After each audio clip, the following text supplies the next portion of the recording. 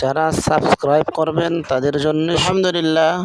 প্রিয় দেশবাসী, এই মুহূর্তে আপনাদের কাছে যে মেসেজটা দিতে চাই সেটা হচ্ছে, এই যে গ্যালারির মধ্যে তাকায় দেখছেন যুবতী একটা মেয়ে, 16 বছরের একটা মেয়ে। এই মেয়েটা আন্দোলনের সময় বাড়ি থেকে বের হয়ে গিয়েছিল, এখন পর্যন্ত সে বাড়িতে ফিরছে না। এখানে নিখুঁত সংবাদ, তার নিচে নাম্বার দেওয়া আছে। যদি কোনো দয়াবান ব্যক্তি পেয়ে থাকেন নাম্বারে যোগাযোগ করবেন। এই জন্যে দেশবাসীর কাছে অনুরোধ করছি, ভিডিওটা বেশি বেশি শেয়ার করবেন এবং দয়া করে সাবস্ক্রাইব করবেন। তাছাড়া আপনাদেরকে নতুন করে আরেকটি মেসেজ দিতে চাই, সেটা হচ্ছে এই সমস্ত যুবতী মেয়ে যাদের ঘরের মধ্যে আছে, সেই সমস্ত মাতা পিতা যারা ঘরের মধ্যে অবস্থান করছেন তাদেরকে দৃষ্টি আকর্ষণ করছি, আপনার মেয়ে আপনার ছেলে কোথায় যাচ্ছে বা না যাচ্ছে সেদিকে আপনারা খেয়াল রাখবেন।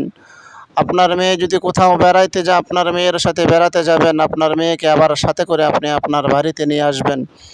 এভাবে আপনার যুবক ছেলে যারা আছে তাদের দিকেও আপনারা খেয়াল রাখবেন, যাতে করে আপনার যুবক সন্তানটা বাড়ি থেকে একা একা কোথাও না যেয়ে থাকতে পারে। আত্মীয় স্বজন তাদের বাড়িতে বেড়াতে যাইতে পারবেই, তাছাড়া একা একা যেন সেখানেও তারা না থাকতে পারে, সেদিকে খেয়াল রাখবেন। মেহরবানি করে ভিডিওটা বেশি বেশি শেয়ার এবং সাবস্ক্রাইব করবেন। আর তাছাড়া আমাদের যাদের ঘরে যুবক ছেলে এবং মেয়ে আছে তাদের দিকে গার্জিয়ান যারা আছেন সকলে এদিকে খেয়াল রাখবেন, তারা যেন একা একা বাইরে না যাইতে পারে। আল্লাহ তাআলা আমাদের সকলকে কথাগুলো বুঝবার এবং আমল করার মতন তৌফিক দান করুন। সকলে বলুন আমিন।